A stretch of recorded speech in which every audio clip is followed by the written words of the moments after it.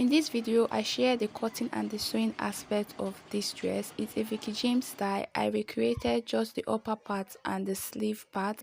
Kindly continue watching and get your popcorn so you do not fall asleep as I share the detailed process of this dress. What we are going to be learning is how to make a trumpet sleeve, a stylish off shoulder with a relaxed pleated cape at the shoulder, and also how to achieve this stylish underbust effect without a half cut. Greetings everyone, welcome to my channel. Starting with the front part, you are going to get a paper that is wide enough to contain your front bust measurement, and it should be your off shoulder half length. Now, to know your off shoulder half length, you are going to place your tape on your desired neck depth, and my desired neck depth is 5.5. So I placed my tape on my desired neck depth and I went ahead to measure my normal half length. So that's how I got my off shoulder half length. I'll place this on fold on the width part. I'll take my tape, place it on my desired neck depth of 5.5, mark out my bust point, my under bust, and this is already the half length. I'll repeat the markings on the other end so that I can connect my lines in a straight way. Because we are going to be working with the other part of the pattern, you are going to redraw the same lines on this part as well. So this is the lines. I'll place this on fold, indicate my bust point, my under bust, and the half length. I'll mark my bust pan measurement divided by 2 plus ½ inch. I'll be marking from the closed center of the pattern.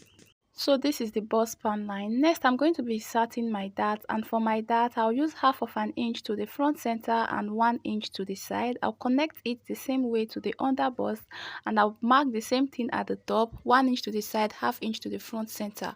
I'm going to connect these mark points together like this to the bust point as shown. Next, I'll mark my waist measurement divided by 4, and I'll add back my dart intake of 1.5 inches. Mark out my underbust measurement divided by 4 as well, and I'll add back my dart intake to it. Now I'm going to measure my bust measurement divided by 4, and because my bust measurement is inward and my underbust marking is outward, I'm going to be using the underbust marking as the mark to connect this to the top so that my lines will not look funny. Then connect to the waist point. For the next step, pin up your pattern on the dart area. Then you are going to pinch up one dart leg. Make sure you are pinching the bust paper and you place it on the other dart leg, closing the dart like this, and hold it down with your masking tape. So next, I'm going to be marking out my neck width. The neck width is 8 inches. I divided it by 2, and that's what gave me 4 inches that I'll be marking out on the pattern now. Next, you're going to remove the masking tape so you can have a flat pattern to work on. To connect this to your armhole, to get your off-shoulder armhole curve, place the tape on your 5.5 points and you mark out your normal armhole curve depth, and mine is my divided shoulder measurement by 2. That's what I just marked out. So I'll just go ahead to connect this to my neck width like this. Next, I'm going to unpin my pattern, open it up, and I'm going to replicate everything I drew on this part on the other side of the pattern. Next, you're going to come down from your armhole by 1.5 inches like this, and you're going to be connecting this point to the underbust with a slanted line like this. You go to your underbust line and you go up 1 inch or the other end, and you can connect this with a slanted line or with a partial curve to the midpoint of your pattern, like the center of your pattern like this. So the neck will not be too high on the front. I place my pattern on fold, and I'm going to be coming down on the neck part by 1 inch, and I connected this with a curve. I'll go ahead to cut this out. Make sure it's a curve and not a V. So first, you're going to cut out the side shaping and the armhole curve. Before you go ahead to cut out the style lines fully, please indicate where the armhole is and where the down part is so that you will not mistake these patterns when you are joining it up, and so that you will not get confused where you have fully cut out the pattern. So I also indicated the right to the right. I would also indicate the left to the left, indicate the armhole and the down part. So I'll go ahead to blend this point because it's not expected to be sharp at this point.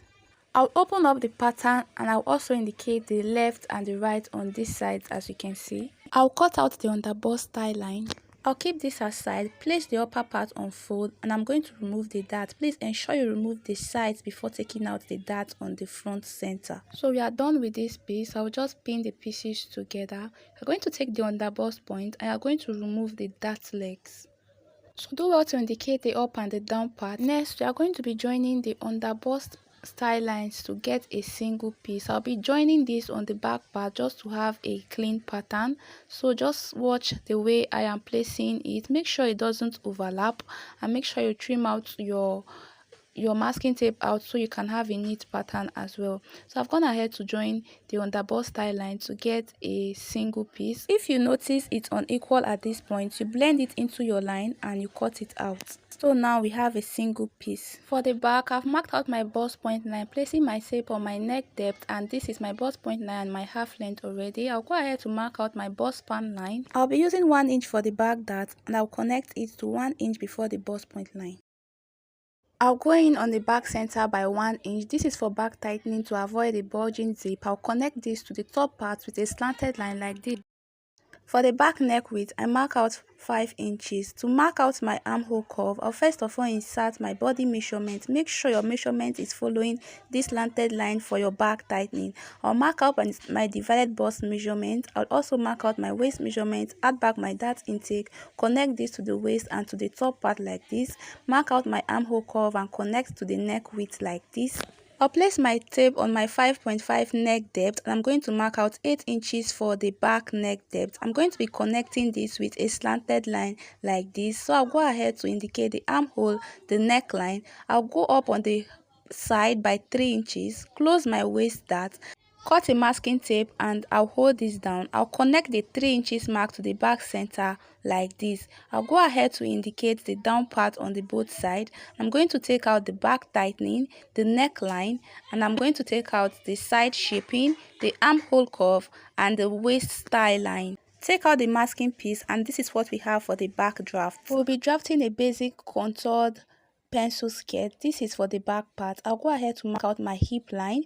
This is the full length I need already. At the top part, I'll go in by 1 inch for zipper tightening and connect it to the hip line with a slanted line like this. I'll measure my hip line downwards, and I'll go in at this point by 1 inch, and I'll connect this to the hip line like this. I'll come down to the full length. I'll mark out the same 1 inch, connect it straight down like this.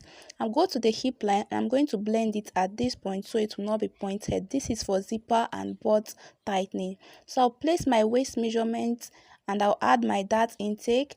I'll add my hip measurement, and please ensure that all your measurement is starting after your contoured line. On the full length, I mark out my hip measurement, and I went in by 1.5 inches. So I'll go ahead to connect these lines together. Do indicate where the back center is so you will not mistake it for the hip curve. I'll go ahead to cut this out. Next, we are going to get the back half length. This back style line, you'll be attaching it to the skirt part to get a single piece. I'll take my masking tape. I'll be attaching the masking tape on the wrong side of the pattern to get a clean pattern. Then I'm going to place the half length on it. It should not overlap, please. Then you trim out any excess masking tape you have on it. Then for the front part, I've placed my pattern on fold. You need your pattern to be on fold and not a single paper, please. I'll mark out my hip line. This is already the full length I need. I'll mark out my waist measurement divided by 4. Do not add a dart intake as we will not be adding a front waist dart. I'll go ahead to insert my hip measurement. On the full length, you mark out your hip measurement divided by 4, going by 1.5, the same thing we did for the back. Connect these points together.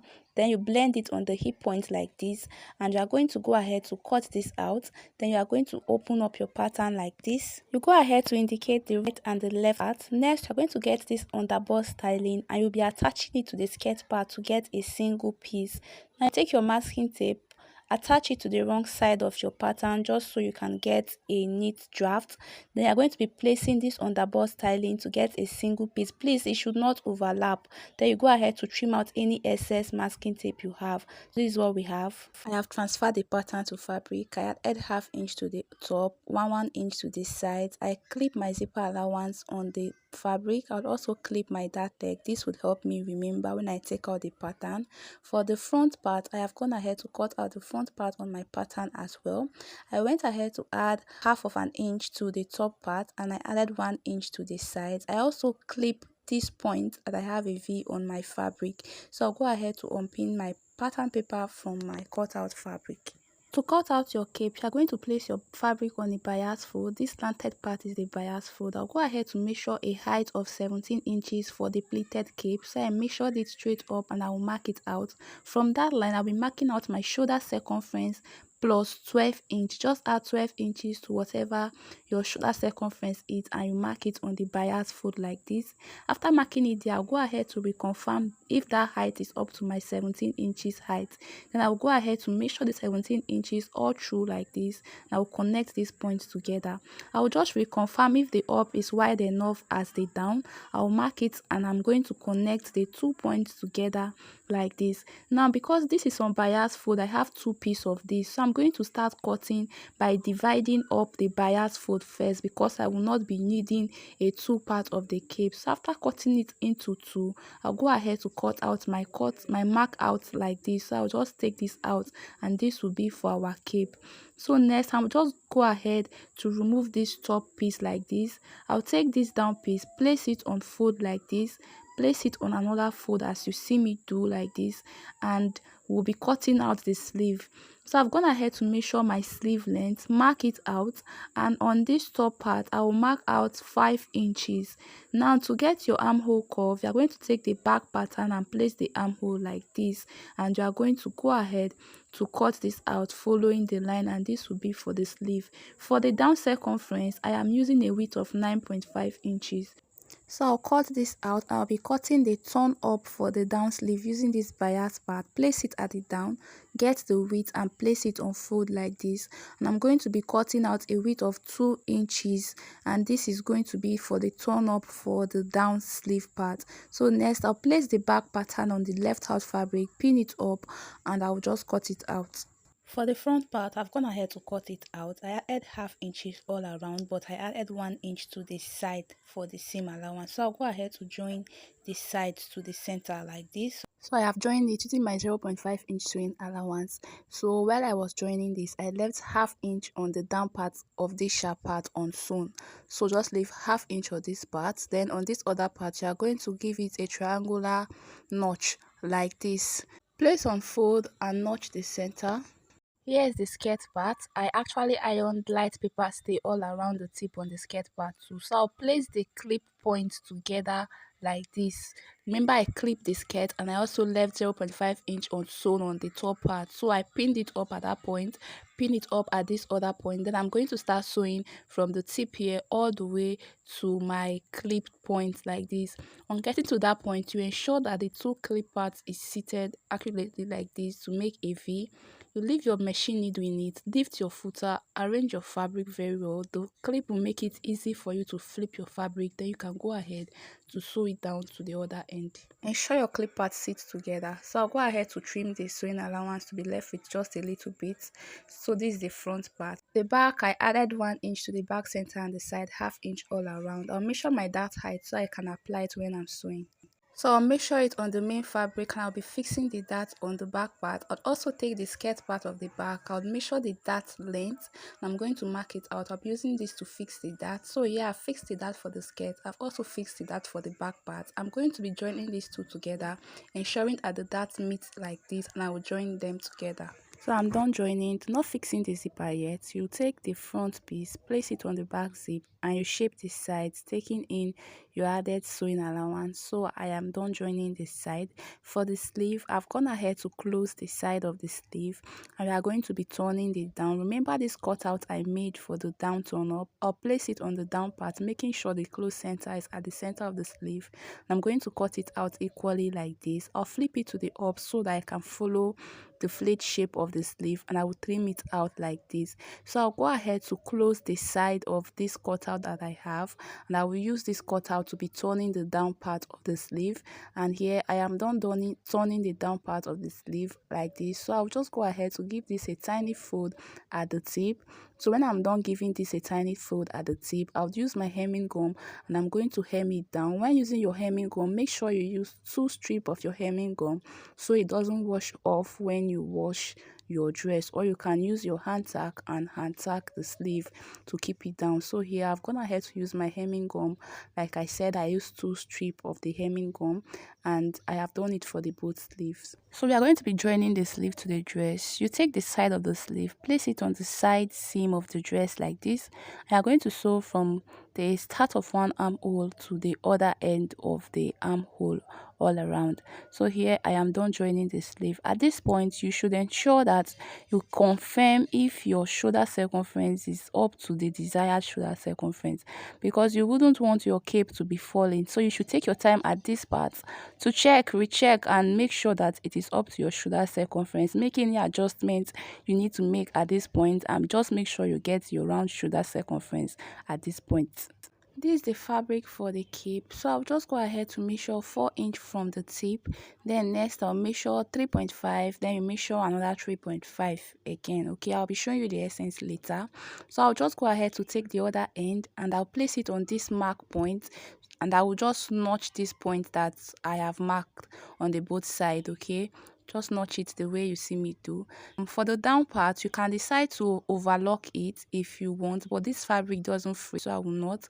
So the next thing to do, you are going to fold this into the wrong part like this and you pin it up. Your fold should be sitting on your first notch of 4 inch. So after you have pinned it up, you are going to take this to your ironing table and iron it down. After ironing, I went ahead to top stitch it, but please, you should iron this before you top stitch so it will be very neat. So next, I'm going to be marking out 1 inch away from the fold. So just go ahead to mark this from one end to the other end. So I've gone ahead to mark my 1 inch away from the fold. I know you can see other lines on it. I did it off camera so we can be fast, but I will explain these lines. Remember the notchings we made earlier? I simply used the dotted line to connect it to the other end of the notch. I'll be showing you the essence of this marking as we continue. Next, you take it to your ironing table and you iron out those markings like this from one start of the notch to the other end of the notch. Remember, this is our 1 inch mark. So you take this folded part, place it on this 1 inch marking, and you are going to be pinning this exactly on the 1 inch mark to make your first pleat. You pin it from the beginning to the end. When you are done, you are going to iron this flat so that the under piece can lay flat as well. I have gone ahead to iron this, and while I was ironing, I added hemming gum in between the pleats so that it can hold the pleats down. And while I was adding this hemming gum, I did not use a single piece of the hemming gum. I doubled the hemming gum so that it will not wash off easily. I'm going to sprinkle water on this and iron it firmly, but I simply left it this way so that you can see. I also added hemming gum on the underneath fold. I also doubled the hemming gum and I'll be ironing it very well after this. For the next pleat, you are going to measure 1 inch on the new pleat. You measure it all the way to the other end with a dotted line. And you're going to take the next iron line and you place it on this 1 inch point, pin it up, and you add hemming gum and iron like we did for the first. So I've gone ahead to iron it and fixed in my hemming gum, though it is not firmly held yet. I'll do that later. So I've also marked out my 1 inch away from the new plate. I measured 1 inch away and I marked it all around. Now for the last plate, you measure 1.25 inch away from the down, mark it out and iron it, and you're going to be placing this on your new 1 inch mark. Now this should be like this so that this last plate would have enough fabric so you can hold both the under fabric and the top fabric together while you are joining this to your off shoulder. So I'm going to be adding hemming gum to this part and this part of the fold. So here we are fully prepared the cape. Please, you should ensure that you iron in your hemming gum very well.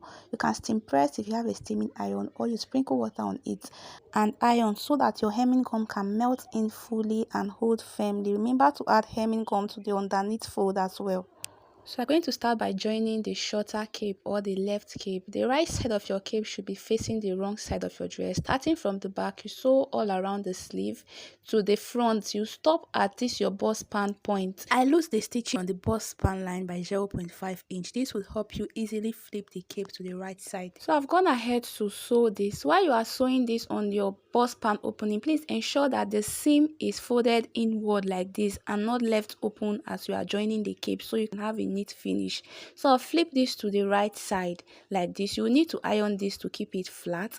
So next, I'll go ahead to reduce the cape so we can use the other part for the other side of the cape. From where my stitch ends, I'll measure and mark out 3 inches and I'm going to cut this out. Next, you're going to flip this to the right side and you're going to take your time and you arrange your off shoulder dress very well. After you have arranged this very well, You are going to slant the shoulder the same way it's supposed to be on your body, and you mark out how slanted the cape is on your dress. You are going to flip this to the right side, but before you sew, ensure you also move in this part because you need it to attach the other cape. From where this stitch stops, you sew the cape on the fabric following the slanted line you just mark. So yeah, I have gone ahead to sew this, and I actually left the other side that I'll be using to join the second cape. You can see I followed the slanted line that I have just marked. So I left this part up so we can use it to join the other cape. For the next part of the cape, you start sewing from the back. The right side of the cape should be facing the wrong side of your dress, and you sew all around to this other point that is left unsewn. Make sure you fold it in like this when you stitch. Make sure it is folded in like this, and you go ahead to sew from the back all the way to this point. So here I've sewn it all around. I've stopped at this point, so I'll just flip this to the right side. Now after you have flipped this, if there's a way that you can gaze this and place it to be sewn into the seam on a flat surface, you can do it. Just make sure it doesn't get to the very sharp point. All right, so remember that the cape is supposed to go into the side seam. If you can gaze it on a flat surface, you can go ahead to do it. You can also go ahead to reduce this cape at the down so that it will not be showing. I'm going to sew down the cape to the back zipper point like this, and I'm going to fix my zipper. All right, now I have fixed my zipper. As you can see, there's a video on how to fix an invisible zip on the channel. You might need to tack this part down to keep it flat like this. Now I really advise that you ask your client to wear it so that you can mark out where this cape can sit. That is more easier than doing it on a flat surface, so that you will not have any mistake. So you just place the cape how you want it to sit, and you take your chalk and mark it. All right, this is more easier, but just in case your clients can't come by, you can place it on a flat surface and gaze it. You would also have to mark where the cape will be going into the side seam. All right, these two markings is very important. You mark where the cape will be going into the side seam, and you also mark where the cape is touching the other cape at the top. Okay, so this is my marking. This first mark is where the cape will be sitting on the other cape, while this mark is the excess that is showing. So I'll trim it up. I even had to lose a bit out of it so that I can trim it out perfectly. So next I'll lose the side seam a bit so that I can pass the other cape into it. Okay, so I have pinned down this my other cape.